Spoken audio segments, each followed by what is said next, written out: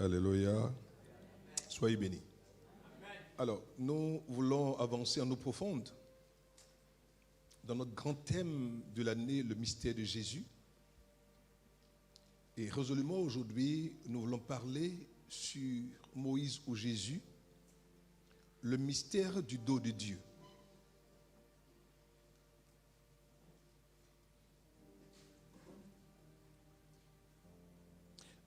Moïse est par essence le grand libérateur, celui qu'on appelle le législateur, celui qui a porté la pensée de Dieu et qui l'a transcrite dans la matière, appelée l'étape de la loi, afin que la pensée de Dieu, sa façon de voir, sa façon de faire, et ce qu'il voudrait voir sa créature et sa création faire à sa suite, dans la matière appelée l'étape de la loi. Cela a été enseigné pendant longtemps. Et aujourd'hui, Moïse est considéré comme celui-là même qui a opéré les miracles les plus exceptionnels. Il est fils d'Amram et de Jochebed, ou Jochebed, ça dépend des versions, Jochebed ou Jochebed. Et Moïse est né en Égypte et fut le plus grand libérateur du peuple juif, peuple tenu en esclavage depuis longtemps par le pharaon d'Égypte. Et Moïse, son nom veut dire tirer des eaux ou extraire des eaux. Il faut bien garder cela en tête. Alors, très souvent dit, Moïse est celui qui sauver des eaux, mais en fait, le sens étymologique profond de Moshe, c'est tirer des eaux ou extraire des eaux. C'est très important à retenir ici en France. Donc, tout au long de sa vie, ce grand libérateur, ce grand monsieur, ce grand législateur, celui qui portait la loi, va être confronté à l'élément eau. Je suis arrivé à faire une étude sur Moïse. Et je me suis rendu compte que le fait que sa maman ou ses parents aient été inspirés d'aller les placer sur l'eau pour l'exposer à la fille de Pharaon, je me suis demandé pourquoi sur l'eau et pas un autre endroit. Ça m'a intrigué pendant longtemps. Et je me suis rendu compte que sans s'en rendre compte, certainement dans le fondement de la vie, de la famille lévitique de Moïse, une entité des eaux devait avoir à opérer. Parce que vous allez voir que durant toute sa vie, durant tout son ministère, pendant ces 40 années de traversée, depuis l'Égypte jusqu'à arriver au seuil de Canaan, toutes les fois qu'il va avoir une problématique, une situation délicate et difficile concernant Moïse, ça sera lié toujours à l'élément eau. Ça m'a interpellé à plus d'un titre. Qu'est-ce qui a poussé ses parents à vouloir le confier à l'eau? Est-ce que l'eau, dans la famille de Moïse, avait un lien étroit avec sa destinée? Vous allez comprendre plus tard. Alors, continuons. Aussi, dans sa mission divine, celui-ci fera une demande exceptionnelle à Dieu son maître. Alors, Moïse, avant qu'il ne réponde favorablement à l'appel de Dieu pour dire, écoute, je t'envoie comme libérateur de mon peuple qui est en captivité en Égypte, Moïse dit à Dieu, si tu veux que je sois ce libérateur, alors fais-moi voir ta gloire. Et si tu ne nous accompagnes pas, moi et ce peuple, moi Moïse, je n'irai pas. Moïse, il est exceptionnel. Continuons. On va lire un texte qui va fonder tout ce que je dis. Vous allez comprendre plus tard. Ok? Exode 33, versets 11 à 23. Il faut bien écouter ce texte. C'est le texte fondateur de ce message que nous avons prêché pendant 2 ou 3 dimanches. L'Éternel parlait avec Moïse. Mettez-moi ça en couleur, face à face. Ça, c'est très important et c'est bizarre. Il faut bien voir cette phrase. L'Éternel parlait à Moïse face à face. Comme un homme parle à son ami. Puis Moïse retournait au camp, mais son jeune serviteur Josué, fils de Nun, ne sortait pas du milieu de la tente. Ça, c'est notre mystère, on en parlera une autre fois. Voici, tu me dis, fais monter ce peuple et tu ne me fais pas connaître qui tu enverras avec moi. Cependant, tu as dit, je ne te connais pas ton nom et tu as trouvé grâce à mes yeux. Continuons. Maintenant, si j'ai trouvé grâce à tes yeux, fais-moi connaître tes voies. Alors je te connaîtrai et je trouverai encore grâce à tes yeux. Donc la grâce première que Dieu donne et promet à Moïse ne suffit pas à combler le désir ardent de son cœur, qui était de voir la gloire de Dieu. Il demande à Dieu, fais-moi grâce encore. Il continue. Considère que cette nation est ton peuple. L'Éternel répondit, je marcherai moi-même avec toi et je te donnerai du repos. Moïse lui dit, si tu ne marches pas toi-même avec nous, ne nous fais point partie d'ici. Quelle prière! Quelle prière! Moïse ne veut pas une relation qui se trouve à distance. Non, il veut un Dieu de proximité. Un Dieu qui est à côté, un Dieu avec lequel il peut avoir échangé quand il y a un besoin immédiat. Comme un ami parle à son ami. Il demande ça quoi? Au grand Dieu. Est-ce que vous voyez un peu la quête, la profondeur de la demande de Moïse? C'est oser comme un homme pour demander à Dieu. Continuons. Comment donc seras-tu donc certain, comment seras-tu donc certain que j'ai trouvé grâce à tes yeux, moi et ton peuple?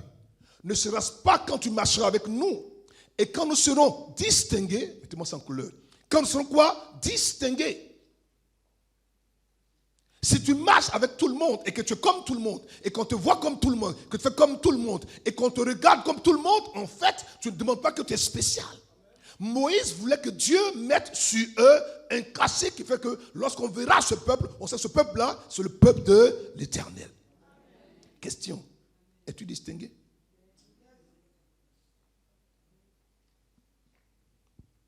Il dit, moi et ton peuple, de tous les peuples qui sont sur la face de la terre. Verset 17.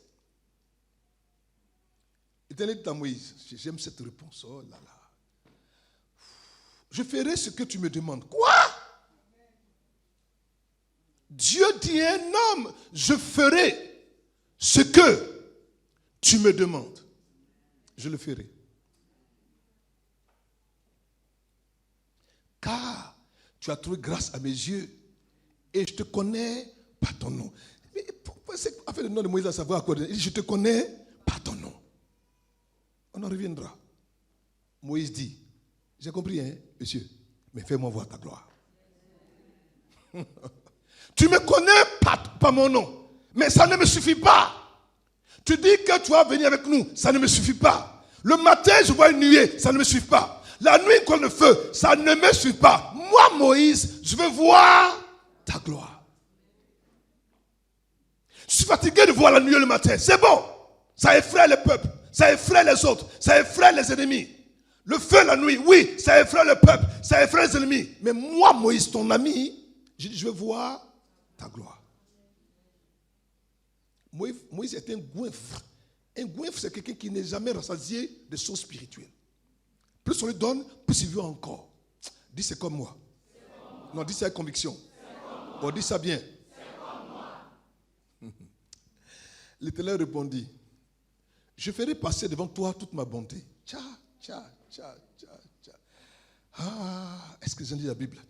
Et je proclamerai devant toi le nom de l'Éternel. Tiens. Je fais grâce à qui je fais grâce. Et je fais miséricorde à qui je fais miséricorde. Ça, c'est Dieu qui répond. Il n'a pas dit, oui, tu verras ma gloire. Il n'a pas dit, non, tu ne verras pas ma gloire. Il lui dit simplement, moi Dieu là, devant toi, je fais passer ma bonté. Suivez-moi bien. Hein? Verset 20, l'Éternel dit, c'est pas écrit.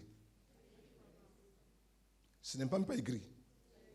L'Éternel dit, tu ne pourras pas voir ma face, car l'homme ne peut me voir et vivre. Je vous pose une question, veuillez vous asseoir. Est-ce que Moïse a demandé à voir la face de Dieu? Vous comprenez un peu maintenant? Est-ce que Moïse a demandé à voir la face de Dieu? Mais pourquoi Dieu lui dit, tu ne peux pas voir ma face? Dieu dit à Moïse, tu ne pourras pas voir ma face. Mais Moïse n'a pas dit, je veux voir ta face. Il dit, fais-moi voir ta gloire. Question. C'est quoi voir la gloire de Dieu? Ça, c'est la problématique. Ça, c'est la question qui fonde, qui sous-tend ce message aujourd'hui. Il dit, car l'homme, car l'homme ne peut me voir et vivre. Seigneur, s'ils vont comprendre ce message. On y va, verset 21, ils vont comprendre. L'Éternel dit, voici un lieu près de moi, tu te tiendras sur le rocher. Mais le lieu était où? Près de Dieu. Le lieu était près de Dieu et dit à Moïse, tu te tiendras sur le rocher. Ce lieu-là, quoi? Est près de moi, Dieu. Pensez un peu. On va penser comme des enfants. Au moment où Moïse parlait avec Dieu, il parlait avec qui? Seigneur, pardonne-moi, je prie qu'ils comprennent. Il parlait avec quoi? N'oubliez pas un principe, c'est que Dieu n'est pas un homme. Il n'a pas ce qu'on appelle une shape, il n'a pas une apparence morphologique. Il n'a pas, on peut pas dire, voilà Dieu. Parce que personne n'a jamais vu pour dire, le voici. Qui a déjà vu Dieu? Donc on ne peut dire le voici que parce que tu l'as déjà vu. Donc, question. Il dit, tu te tiendras dans un lieu près de moi, mais sur le rocher. Verset 22. Quand ma gloire passera, la gloire que tu veux voir, je te mettrai dans un creux du rocher et je te couvrirai de ma main jusqu'à ce que j'ai passé. Question. Si Dieu te couvre avec sa main et que tu penses comme un homme, Moïse, a-t-il vu Dieu ou non? Je te couvrirai de ma main jusqu'à ce que j'ai passé. Verset 23. Ça, c'est la totale. Et lorsque je me retournerai, tu me verras pas derrière. Mais ma face, tu ne peux pas être vu. Question. Est-ce que Dieu a dos pour avoir derrière?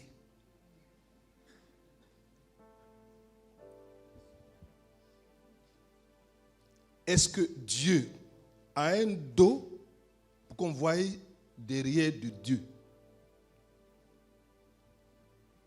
Ça m'a permis de réfléchir et de comprendre que la symbolique de tout ce qui est lié à la chrétienté ou à la spiritualité, on doit percevoir les choses de Dieu dans une dimension purement spirituelle. Et avec un langage spirituel qu'on peut décoder. Sinon, on aura l'impression d'avoir compris la Bible et on va faire quoi? Des erreurs. C'est ça qu'aujourd'hui, les gens font des choses, ils disent que Dieu m'a dit. Fais attention. Fais attention. Personne n'a jamais vu Dieu. Ce qui fait la particularité du prophète Moïse, ce n'est pas tant qu'il a fait de grands miracles, qu'il a accompli de grandes choses, mais cet aspect essentiel, vital, inhabituel, cette position qu'il avait, cette grâce inouïe particulière, il était quoi? Moïse était quoi? L'ami de Dieu. C'était son ami. Est-ce que vous voyez ce que ça veut dire? Être l'ami de Dieu, aujourd'hui, je vais t'amener quoi? À être l'ami de Dieu. Tu ne peux pas laisser un chrétien, un enfant de Dieu qui, ma foi, quand on parle de Dieu, il le voit tellement loin. Il n'est pas loin. Il est en toi. Mais question, est-ce que ce qui vient en toi, tu l'as déjà vu? Avançons. Les gars, bougeons, hein? Alors, en Exode 33, verset 11, voilà ce que l'Éternel dit. Il dit, l'Éternel parlait avec Moïse face à face, comme un homme parle à son ami. Il parlait avec Moïse face à face. En fait, c'est quoi face à quoi? C'est quoi parler face à face? En français, parler face à face, c'est parler en présentiel. Il n'y a pas d'intermédiaire. C'est parler bouche à bouche, nez à nez, yeux à yeux, comme on dit les enfants, front à front. En fait, toi et moi, on se regarde Dieu dans les yeux, nos nez se regardent, notre visage se regarde, on se voit tel que nous sommes mutuellement. Tu peux me décrire, je peux alors te décrire. Question. Est-ce que cela est la même réalité que de Moïse avec Dieu? La Bible dit, c'est écrit, hein, que Moïse parlait avec Dieu face à face. Question. La Bible a-t-elle menti? Parce que Dieu lui-même dit qu'on peut le voir et vivre. Je veux que vous compreniez. Vous savez, je veux provoquer en vous cette année la fin de la présence de Jésus-Christ. Je veux que vous soyez dévorés par sa présence. Même partout, soyez en train de le chercher. D'accord? Continuons. cette demande révélationnelle de Moïse à son ami, fais-moi voir ta gloire, ne sera pas exaucée. Donc, que voyait Moïse dans le face-à-face? Puisque Moïse a dit, fais-moi voir ta gloire. Et fais-moi voir ta gloire, en fait, si on veut faire un résumé, c'est quoi? Fais-moi voir ta face. Je reprends. Moïse a demandé à Dieu, Seigneur, fais-moi voir ta gloire. Dieu répond à Moïse, tu ne peux pas voir ma face. Donc on conclut pour dire que voir la gloire de Dieu, c'est voir la face de Dieu. Donc la face de Dieu, non, la gloire de Dieu est liée à sa face. Si tu vas voir quelqu'un que tu vas dire, tu allais voir le directeur, mais il ressemble à quoi? Tu dis, je l'ai vu de dos. Tu comprends un peu, non? Tu comprends un peu? Donc en fait, tu ne le connais pas. Tu le peux le décrire de façon, non, j'arrive. Seigneur, laisse-moi partir doucement, doucement. Nous avons la nette impression que faire voir ta gloire revient à faire-moi voir ta face. Il y a un lien profond entre les deux. Fais-moi voir ta gloire revient à faire-moi voir ta face. Maintenant, question. Pourquoi Moïse voulait voir la gloire de Dieu, en guillemets, voulait voir sa face? Pourquoi sa face était-elle si importante pour lui, Moïse? Pourquoi? Connaître quelqu'un de face, c'est le connaître quoi? Intimement. C'est le connaître vraiment. C'est le connaître authentiquement. C'est le connaître justement. C'est le connaître véritablement. Nous pouvons relever que ce langage imagé, très évocateur et très révélateur, la gloire de Dieu se trouve sur la face du Créateur. Continuons.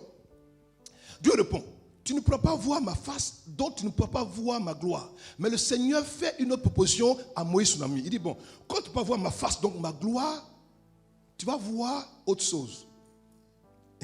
Alors, il dit, je vais te montrer un endroit, c'est un lieu proche de moi, mais c'est un lieu appelé le rocher. Dis le rocher. Dis ça bien. Dis ça avec conviction. Pourquoi Dieu n'a pas caché Moïse ailleurs que dans le cœur d'un rocher? J'aime Jésus. Tandis que l'Éternel passe, il couvre lui-même Moïse, sa main qu'il retire après son passage. Continuons. Exode 33, verset 23, version Tob. Vous allez voir la version Tob, c'est un peu plus intéressant.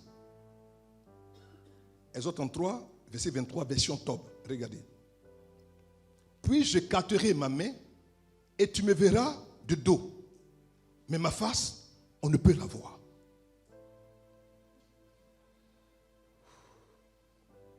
Alors, on va comprendre la notion de face à face de Moïse avec Dieu. On va comprendre ça. Je vais chercher d'autres éléments dans la Bible qui parlent de cette affaire de face et puis on va voir ce que ça veut dire. D'accord? Pour comprendre ces expressions, pour les clarifier, voilà ce que ça veut dire. On y va. Quand on dit le regard de la face de Dieu, j'ai le regard de la face de Dieu sur moi, ça veut dire que Dieu m'apporte quoi? Sa délivrance et sa bénédiction. Il faut écrire. Quand on dit Dieu, j'ai le regard de Dieu sur moi, c'est comme si Dieu m'apporte quoi? Sa délivrance et sa bénédiction. Donc c'est un langage imagé, codé, pour expliquer que lorsqu'on dit ce genre de choses, c'est que Dieu m'apporte sa bénédiction et sa délivrance. D'accord? Marcher à la clarté de la face de Dieu, ça veut dire que c'est se conduire quoi? Avec l'approbation de Dieu. Marcher à la clarté de la face de Dieu, c'est se conduire avec l'approbation de Dieu. Continuons. Quand Dieu fait briller sa face sur quelqu'un, c'est que Dieu lui-même manifeste à cette personne quoi? Sa bienveillance. Je reprends. Quand Dieu fait briller sa face sur quelqu'un, c'est que Dieu lui-même manifeste sa bienveillance à cette personne. Maintenant, chercher la face de Dieu, c'est chercher sa communion, c'est rechercher quoi? Sa présence. On dit, je prends un temps de jeûne pour chercher la face de Dieu. C'est pas ce qu'on dit. Mais est-ce que tu as dit que quand tu vas prier, là, tu vas voir Dieu face à face? Mais tu dis que tu vas chercher la face de Dieu, non? En fait, tu recherches quoi? Sa communion et sa présence. Donc c'est un langage spirituel, mais qui ne veut pas dire ce que tes mots veulent dire. Je parle à quelqu'un. Alors maintenant, tourner sa face contre quelqu'un, c'est l'attaquer. Quand Dieu dit je tourne ma face contre tes ennemis, là, c'est dit quoi? Je vais les attaquer. Je tourne ma face contre tes ennemis, c'est dit que je vais les attaquer. Maintenant, parler face à face, voilà ce que ça veut dire. Ça veut dire parler directement sans intermédiaire. Maintenant, question. Est-ce que quand Moïse parlait avec Dieu face à face, c'est-à-dire sans intermédiaire, Et ça dit que Moïse voyait Dieu, par exemple, Moïse voyait Dieu face à face, nez à nez, en présentiel. Est-ce que ça veut dire, quand Dieu le disait ainsi, quand Moïse le disait ainsi, est-ce que ça veut dire que Moïse et Dieu se voyaient comme je te vois ce matin, avec des traits distinctifs? Puis il dit, bon, il a un bon nez, il a un teint clair, il a des bons sourcils, il a des belles. Est-ce que je peux dire ça? Pourquoi? Pourquoi ce n'est pas comme ça? Si tu le vois comme ça, tu meurs. Donc Dieu ne veut pas que tu meurs. Il va faire quoi? Il va te donner de voir ce qui ne va pas te tuer. Continue. Alors, les 3 niveaux de la gloire divine. Je me suis permis de chercher tout ça pour que vous compreniez. La gloire divine a 3 niveaux. Enfin, pour l'instant pour vous, hein, sinon il y en a plus que ça. Mais pour vous, je donne 3 niveaux. D'accord? Le premier niveau que tous les Israélites ont vu, c'est qu'ils ont vu les éclairs, la nuée boue, le tonnerre boue. Ça, c'est la première gloire. Tout le monde a eu peur. Moïse, vraiment, on ne veut plus écouter la voix de Dieu. Va l'écouter, viens, on a peur. Ça, c'est un spectacle de son et de lumière. Ça, c'est ce que, en général, beaucoup de gens voient et puis ils ont dit, j'ai vu Dieu. Mon ami, tu as vu que le premier niveau, tu n'as encore rien vu. Ce que tu as vu là, c'est rien. C'est-à-dire que tous les Israélites, même c'est le plus grand pécheur, les menteurs, tous ceux qui étaient dans le peuple là, tous ceux-là, les ramassiers, tous ceux-là, ils ont vu ça. Ça, c'est le niveau que tu peux voir. C'est le niveau spectaculaire. C'est le niveau où tout est spectacle. Les éclairs, le tonnerre, tout ça, le feu. Ça c'est le niveau là, que tout le monde peut voir. Maintenant, il y a le second niveau de la gloire. C'est le niveau que les prophètes comme Moïse ont eu accès. C'est-à-dire que c'est là que quand tu arrives au second niveau, c'est que tu atteins une dimension de commune union et de communion avec Dieu, que Dieu estime que tu peux maintenant entrer plus près de lui. Et à ce niveau-là, tu parles avec Dieu sans intermédiaire. Voyez-vous que Aaron était sacrificateur, mais Aaron n'a jamais parlé avec Dieu face à face. Aaron ne se passe l'instruction que de Moïse qui parlait avec Dieu. Donc Aaron avait besoin de quoi? D'un intermédiaire pour parler avec Dieu. Mais Moïse, lui, n'a pas besoin d'intermédiaire. Il parlait avec Dieu quoi? Face à face, c'est quoi? Sans intermédiaire. Maintenant, le 3e niveau, c'est le niveau le plus élevé. C'est le niveau qui est tellement éclatant, tellement lumineux, que nul mortel ne peut voir et vivre. À ce niveau-là, quand tu rentres là-bas, c'est que tu n'es pas un être humain. Vous n'avez pas compris. Tout à l'heure, qu'est-ce que Dieu a dit? Il dit qu'aucun homme ne peut voir et vivre. Ça veut dire que si on n'est pas homme, on peut le voir et vivre. En français, c'est ce que ça veut dire. Je parle aux gens qui parlent français, d'accord? Je dis, s'il dit aucun humain ne peut me voir et vivre, c'est-à-dire que si tu n'es pas dans la forme humaine, c'est-à-dire revêtu d'un corps de chair, que tu as le corps d'esprit comme Dieu est esprit, et que ton esprit est saturé de Dieu, alors tu peux voir Dieu et ne pas mourir. Ça, c'est de façon basique, hein? Sinon c'est plus profond que ça, pour qu'on puisse comprendre. Ça, c'est basique, d'accord? Mais je vais revenir dessus. Alors cette majesté appartient à l'ordre céleste invisible. Cet autre niveau, c'est le niveau de la majesté de Dieu. Et lorsqu'on parle de la majesté de Dieu, on parle du niveau de Dieu dans son ipséité, dans sa nature pure, Dieu dans son essence. C'est-à-dire de là où Dieu est, de là où Dieu se tient, de là où Dieu opère, aucun humain ne peut le voir et vivre. Pour preuve, les êtres les plus puissants de l'univers, appelés quoi? Les séraphins qui gardent quoi? Sa pureté et sa sainteté, ne sont même pas dignes quoi? De le regarder.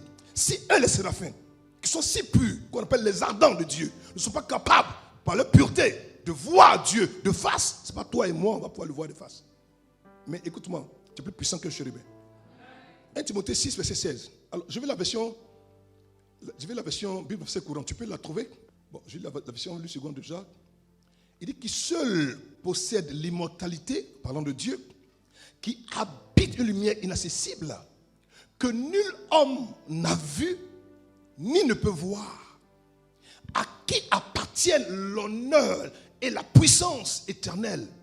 C'est trop beau. Non, c'est... Je ne sais pas, mais comment je lis ces choses-là, Alors, c'est la version qui est là, verset 14. Alors, écoutez, regardez. Il dit, obéis au commandement reçu, garde-le de façon pure et irréprochable, jusqu'au jour où notre Seigneur Jésus-Christ apparaîtra. Verset 15. Cette apparition interviendra au moment fixé par Dieu, le souverain unique. Regardez bien, la source du bonheur. Le bonheur n'a pas de source en argent. Non, ni dans tout ce que tu peux avoir sur la terre. Le bonheur a une seule source, c'est quoi? Dieu. La source du bonheur, c'est Dieu. Il dit, le roi des rois et le seigneur des seigneurs. Continuons verset 16. Lui seul quoi? Est immortel. Il habite une lumière dont personne ne peut s'approcher. Personne. Il habite, il siège, il demeure dans une lumière. Personne ne peut s'approcher de là-bas. Personne. Personne. Quand on dit personne, c'est personne. Même pas les êtres célestes. Personne ne peut approcher le lieu où Dieu habite, appelé la lumière divine. Personne ne peut arriver là-bas. Mais je vais te montrer que Dieu t'a fait plus de grâce que ça. Tu vas comprendre, ça va te choquer. Il dit, aucun être humain ne l'a jamais vu, ni ne peut le voir. Aucun être humain. Il dit bien, aucun être humain. Il n'a pas dit aucun être spirituel, il dit aucun être humain. Mais est-ce que vous savez que l'être humain, en fait, est un esprit? Oh! Écoutez-moi. Regardez-moi. Aucun être humain ne l'a jamais vu ni ne peut le voir. La restriction est faite à tous les hommes, à tous les êtres, mais les êtres humains, eux, on leur dit que de tous les temps, aucun être humain, l'humain est celui qui vit dans le corps de l'homme, ne peut le voir, ni ne l'a déjà vu. Maintenant, je dis, est-ce que c'est que l'être humain, en fait, c'est un être spirituel, car c'est dans le corps d'un humain? Je reprends. L'être humain, là, c'est un esprit qui vit dans un corps humain. Il est devenu humain que parce qu'il loge dans un corps. Mais si le corps de l'humain est disposé, est enlevé, est ôté, alors son vrai lui va apparaître. Question. Est-ce que le vrai être humain, le vrai lui, qui n'est plus le corps humain, peut voir Dieu et vivre?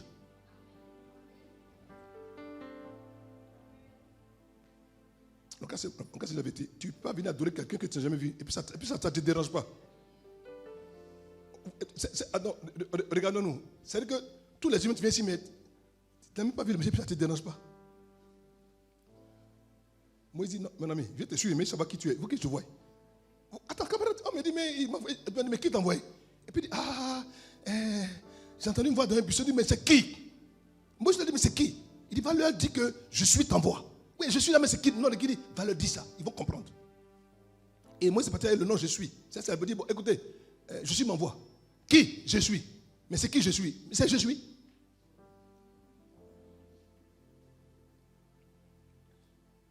Moïse t'a arrêté quoi? Au deuxième niveau. De voir la gloire de Dieu. Regardez, Moïse là, le grand Moïse, qui a ouvert la mer rouge, qui a fait les grands prodiges, qui a fait des choses étonnantes, exceptionnelles, particulières. Moïse là, il n'est pas monté au niveau de la gloire de Dieu. Il est quoi au deuxième niveau. Mais tu sais quoi? Il y a plus grand que Moïse ce matin ici. Ils ne m'ont pas compris. J'ai dit, il y a plus grand que Moïse ici ce matin. J'arrive. Je veux qu'on comprenne. Comment comprendre l'expression voir le dos de Dieu? C'est que ça vous fait du bien ce matin? C'est sûr? Parfait. Moïse a-t-il vu le dos de Dieu ou a-t-il vu Dieu par derrière?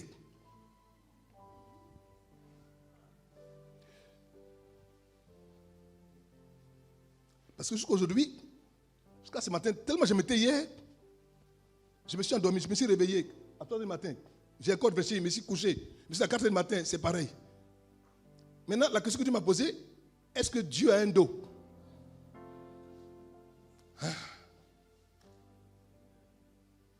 Est-ce que le grand Dieu du ciel et de la terre a un dos? Comme le dos de Kangablet, mon dos au large là. Est-ce que Dieu a un dos comme mon dos? Bon, on va lire. Exode 33, verset 23. On revient encore sur la version Semeur, fils. Il dit, puis je retirerai ma main et tu me verras de dos. Dans d'autres versions, on dit quoi? Tu me verras par derrière. Je me suis posé une question.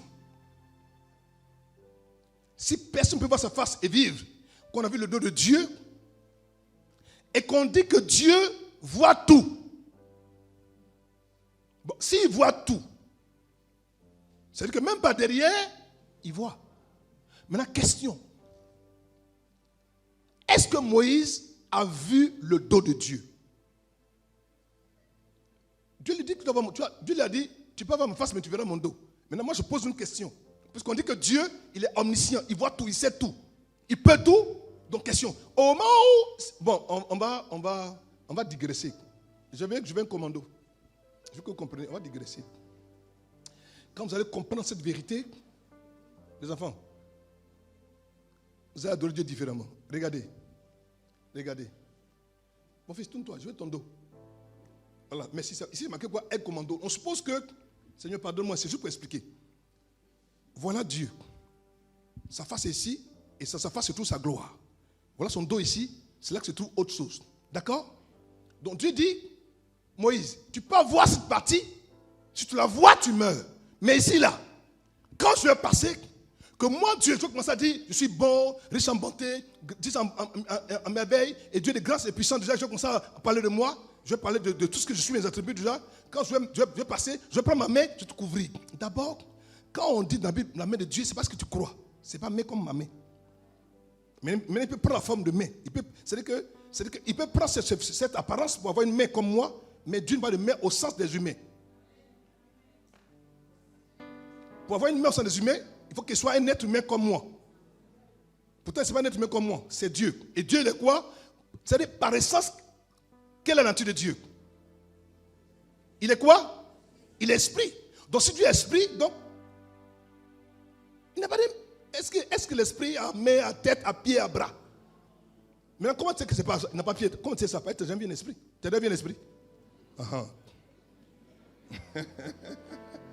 Est-ce qu'on peut acclamer le Seigneur?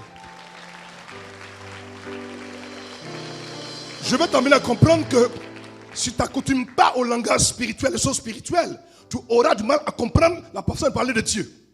En fait, aujourd'hui, on prend des choses qui sont de forme imagée, mais traduites dans un langage humain pour des choses qu'on pense être vraies. Quand on dit mais, est-ce que ça veut dire mais dans le langage de Dieu? Vous voyez, tu commences à réfléchir. Hein? C'est pour ça qu'il a souffert depuis quelques semaines. Souffrait aussi, pour comprendre. Donc, Moïse dit à Dieu, non, Dieu dit à Moïse, Moïse, tu peux voir ici, mais tu verras ici. Vois ici, voilà. Maintenant, Dieu passe. Au moment où tu passes, il casse Moïse. Non pas à côté du rocher, non pas sur le rocher, mais Dieu va quoi? Creuser le rocher et casser Moïse dedans. Wow! C'est énorme cette affaire. C'est énorme. Pourquoi Dieu casse Moïse dans le rocher, dans le cœur du rocher? Vous allez comprendre ça tout à l'heure. Seigneur, je vais sauter un peu pour revenir, pour qu'ils comprennent. Parce qu'après, je vais revenir avec ça. Deutéronome chapitre 32, verset 4. 32, 4. Bon, 32, verset 3 à 4. Écoutez très bien. 32, verset 3 à 4. Deutéronome chapitre 32, verset 4. Non, 3 à 4. Verset 3 au verset 4. Car je proclamerai le nom de l'Éternel. D'accord. Rendez gloire à notre Dieu. Il est le rocher. Il est qui? Il est le rocher. Il est qui? Il est le rocher. Il est qui? Il est le rocher. Continue. Ses œuvres sont parfaites, car toutes ses voies sont justes. Donc, qui est le rocher? Donc, en fait, le rocher dont tu parles ici, qui est l'Éternel. Vous savez que partout on parle de l'Éternel, en fait, on parle de cette, on va dire, cette théophanie, cette apparition de Dieu, qu'on parle de l'ange de l'Éternel, avant qu'il soit incarné et révélé comme étant le Fils de Dieu. Donc quand Dieu, le Père, la source, là-bas, dit à Moïse, Moïse, tu ne peux pas me voir de face, voir ma gloire donc de face, mais tu verras mon dos, mais je vais te cacher dans le creux du rocher, en fait. Il dit que le seul abri pour voir une partie de moi, c'est étant abrité quoi? Dans le Christ. Qui est le rocher. Mais le rocher, pourquoi c'est creusé? Parce qu'il allait mourir. Il fallait donc creuser le rocher, il fallait le casser pour qu'on puisse quoi? Te mettre à l'abri.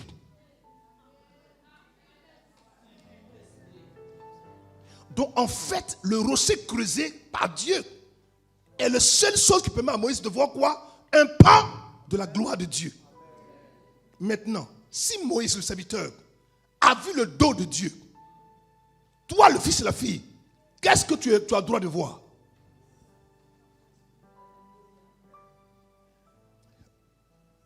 Ça va? Ça va? Je reviens sur mon test. Ça, c'était juste pour faire une parenthèse. Jean 4, verset 24. Il est écrit, Dieu est esprit. Bon, si Dieu est esprit, un esprit n'a pas de forme physique, donc pas de corps. Donc Dieu, s'il est un esprit, et qu'il n'a pas de forme physique, pas de corps, donc comment peut-il avoir un dos? Vous savez, à l'époque, comment est-ce que les gens pensaient que l'esprit était? On pense que l'esprit c'était comme un vent. Bon, dites-moi, montrez-moi le dos du vent. Montrez-moi le bras du vent. Maintenant, cette vérité qui est annoncée par le Seigneur lui-même pour dire, on peut me voir et vivre déjà, est réitérée encore dans les évangiles. 1 Jean 4, verset 12. Il dit, personne n'a jamais vu Dieu. C'est écrit, noir sur blanc. Continuons. Notez bien. Alors, il est certes vrai que la Bible regorge de références où des hommes prétendent avoir vu Dieu et ne sont pas morts. Par exemple, Agar a vu Dieu. Ensuite, Jacob a vu Dieu. Il s'est même battu à lui. Ensuite, Gédéon a vu Dieu. Il est pensé même qu'il allait mourir. Ensuite, Manoach et sa femme ont vu Dieu. Il a même dit, je vais mourir. J'ai vu Dieu. Il a dit, s'il voulait te tuer, il n'a pas pris notre offrande. Donc, tu vas mourir. Esaïe a vu Dieu, chapitre 6. Ézéchiel a vu Dieu, mais ils ne sont pas morts. Donc, question. Qu'est-ce qu'ils ont vu? Puisque la Bible précise pour dire qu'aucun humain n'a jamais vu Dieu. Donc, qu'est-ce qu'ils ont vu? Merci mon fils, sois béni. Ces personnes ont vu Dieu tel que le Seigneur Jésus le représente. C'est pour ça que je parlais de quoi? Du mystère du rocher.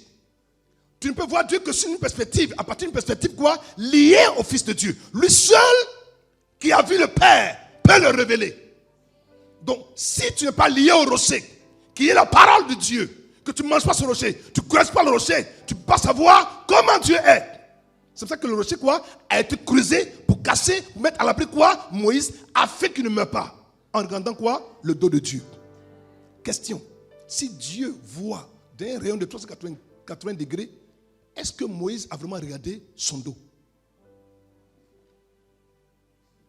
Quand vous lisez Apocalypse, on dit que j'ai vu comme un agneau qui avait les yeux quoi? Tout autour de la tête. Pour montrer quoi? Sa connaissance qui est absolue. Sa puissance qui est absolue. Donc si les yeux sont autour de la tête, qu'il avait cette capacité, cette apparence, et je vous pose une question. Est-ce qu'au moment où Moïse regardait, il a vu la face de Dieu ou il a vu le Dieu de Dieu? Question. Combien de faces Dieu a?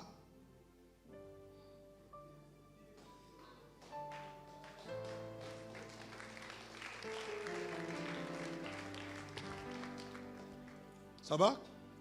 Parce que quand tu penses que tu vois mon dos, je te vois. Alors si je te vois, alors est-ce que c'est mon dos vraiment? Demande à ton voisin, est-ce que c'est son dos vraiment? Tape-le. Demande, est-ce que c'est son dos vraiment? Non, donc ça m'a poussé à savoir, mais c'est quoi le dos de Dieu? Donc je me suis dit, mais s'il y a un problème sur lui-même, c'est-à-dire que ce qu'on appelle dos, pour lui ce n'est pas dos. Ça peut être face. Ce qu'on appelle face, ce n'est pas face, ça peut être la gloire. Donc en fait, c'est quoi le dos de Dieu? Oh! Je veux Dieu. Je le veux. Mais je veux quoi? En entier. Je veux Dieu en entier. C'est quoi le dos de Dieu? J'ai cherché un peu. Hein. Regarde. Le dos, c'est le dos de Dieu. Le dos, c'est l'arrière.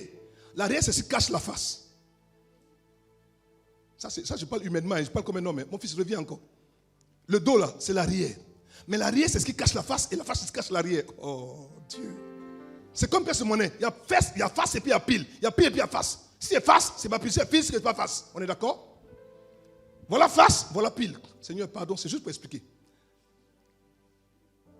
Donc, si le dos, c'est l'arrière de la face qui cache la face, donc le dos cache la face cache le dos. On est d'accord? Continuons. Prophétiquement parlant, Moïse représente quoi? La loi. Moïse est l'auteur de la loi. Celui qui a reçu la loi, qui a donné la loi. Moïse ne pouvait pas voir la face de Dieu car la loi dont il est l'auteur est vue comme étant quoi? L'ombre. L'ombre, c'est ce qu'on ne peut pas voir distinctement. Ce qui n'est pas clair, ce qui n'est pas quoi? Limpide. Donc en fait, parce que ce que Moïse portait comme, on va dire, mission, était lié à une grâce qui était quoi? Limitée dans le temps. C'est pour ça que Moïse ne peut pas voir quoi? La face. Parce que la face, c'est la gloire. La gloire, c'est la lumière. La parole de Dieu, appelée la loi, l'Ancien Testament, est l'ombre de celle qui va venir plus tard après. Donc Moïse, quand on dit que Moïse a vu la face de Dieu, enfin, a vu le dos de Dieu, en fait, Moïse n'a eu que quoi? La loi de Dieu. Qui n'est pas parfaite, qui est imparfaite. Oh! Ferme tes oreilles, ouvre ton esprit, je vais te parler. Je reprends, parce que beaucoup n'ont pas compris.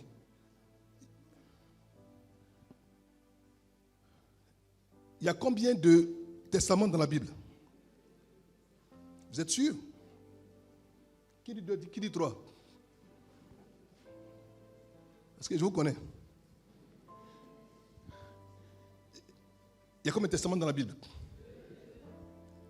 Le Premier Testament, comment ça s'appelle? Et le Second Testament, comment ça s'appelle? Alors, l'Ancien Testament, c'est quoi? C'est la loi. Le Testament, c'est quoi? C'est la grâce. La parole, c'est la grâce et la vérité. Alors, donc, en fait, comme Moïse était le précurseur de la loi, donc de l'Ancien Testament, de l'ancienne loi, qui, elle, n'a pas été capable d'amener l'homme à la perfection, c'est pour ça que Moïse a eu assez quoi? À ne voir que le dos. Donc, quand Dieu dit, tu verras mon dos, c'est pour dire, en fait, en langage prophétiquement spirituel, tu n'auras assez qu'à une connaissance très limitée de moi. Donc, fais attention à comment tu lis les Écritures. Ce que Dieu appelle le dos, n'est pas ton dos comme ton dos que tu vois. Tout ça, tes omoplates, le dos de Dieu. Ok? L'homme, c'est ce qui est voilé.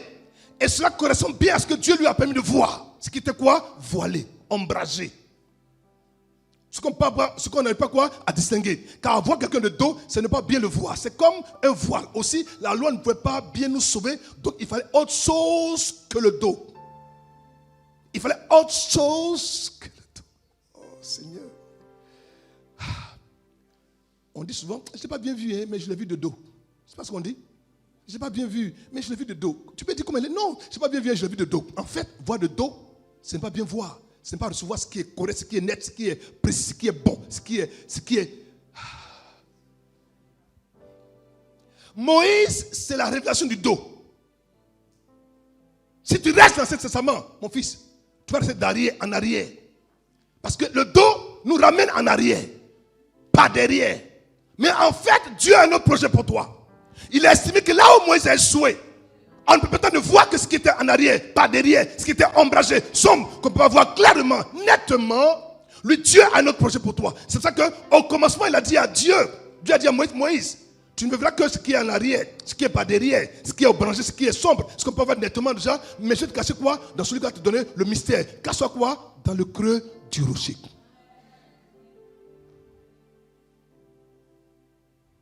Mon fils, va t'asseoir. Notons bien. Comme Moïse n'a pas pu vous révéler la gloire de Dieu et qu'il n'a pas reçu que son dos, le dos de Dieu en fait ramène quoi? À la bonté de Dieu. Le dos de Dieu là. Moïse dit quoi? Qu'est-ce que Dieu a dit à Moïse? Moïse, je vais passer devant toi quoi? Ma bonté. Il dit, je vais passer devant toi ma bonté et ma miséricorde. Donc, ce que Dieu a vu, ce que Moïse a vu, pardon, en fait, ce que Moïse a reçu comme grâce, comme c'est son ami là, son homme a reçu quoi? La bonté de Dieu. Mais nous, ça ne nous suffit pas, la bonté de Dieu. Nous, on veut autre chose. Moïse a reçu quoi? La grâce. Mais nous voulons autre chose. Nous voulons une relation meilleure, plus grande que celle-là, que la première. Alléluia. Je veux aujourd'hui provoquer en toi le désir de chercher Dieu. Si déjà l'Ancien Testament, qui contient 39 livres, te donne d'avoir que l'ombre de Dieu, que de rester en arrière avec cela, ça veut dire que tu dois avoir faim d'autres choses plus grandes encore. Et c'est de ta faim que viendra la révélation de la nouvelle alliance, dont le rocher sera quoi? Le précurseur. En fait, il me donne de comprendre que c'est ma faim de Dieu, c'est ma quête de Dieu, c'est mon désir de voir Dieu qui fait que le grand Dieu va me sortir du rocher pour me montrer maintenant qu'est-ce que le rocher cachait et recelait. Je vais vous choquer encore. Comme Dieu savait que, ils avaient avoir besoin d'autres choses de plus grand, il a permis que dans leurs besoins, dans leur désir d'avoir, à ne pas mourir de soif, qu'un rocher mobile les suivre depuis l'Égypte jusqu'au seuil du Canaan. On appelle ça le rocher mobile. Donc, je reprends. Je dis, le rocher dans lequel Dieu a abrité Moïse pour ne pas qu'il meure est un être vivant. C'est une personne. Mais pour pouvoir voir ce qui était caché en lui, il fallait qu'on le tape d'abord. Et quand on tape la première fois, l'eau est sortie, ils ont bu. La seconde fois, Dieu dit à Moïse, Moïse, il ne faut plus taper le rocher. Mais il faut t'adresser. Il faut parler au rocher. Que le rocher quoi donne l'eau. Moïse n'a pas écouté ça. Tellement il était impétueux. Un homme extrêmement patient. Mais un homme colérique. Tellement il était en boule. Énervé, fâché contre le peuple qui désobéissait constamment et continuellement. Moïse, au lieu de taper le rocher, au lieu de parler au rocher, il va le taper 2 fois. Dieu lui dit, Moïse, parce que tu n'as pas honoré devant le peuple, que tu n'as pas parlé au rocher, pour que ma gloire s'éclate.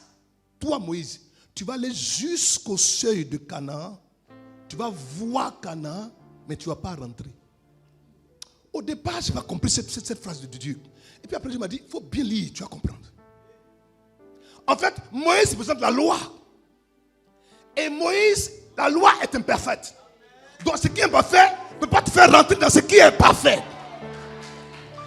Il fallait que Dieu dise à Moïse, Moïse, avec tout ce que tu as fait déjà, il te faut une autre alliance plus grande, plus forte, plus puissante, qui aide même temps quoi de traverser pour entrer à Canaan. Là, surtout quoi, la grâce est la vérité. Mais pour ce faire, il faut un autre homme, pas toi, mais quelqu'un d'autre. Plus tard après, Moïse n'est pas rentré de son vivant, mais plus tard après, quand le vrai est venu, Moïse est entré à Canaan. Je parle à quelqu'un? Bon, pour ceux qui n'ont pas compris, je reprends. On se connaît, vous êtes mes enfants. Ce qui est imparfait ne peut pas te conduire dans ce qui est beau, dans ce qui est bien. C'est pour ça que comme lui, il était l'auteur de ce qui était imparfait, l'imparfait ne peut pas t'aider, ne peut pas t'arranger, ne peut pas te sauver. L'imparfait va te laisser quoi? Au seuil de la bénédiction. Mais il faut quelqu'un de plus grand pour t'amener quoi? À traverser. C'est pour ça que vous allez voir que toute l'histoire de Christ et de tous les prophètes quoi, se joue quoi? Autour du Jourdain. Parce que le Jourdain est la limite entre la loi, la grâce et la vérité.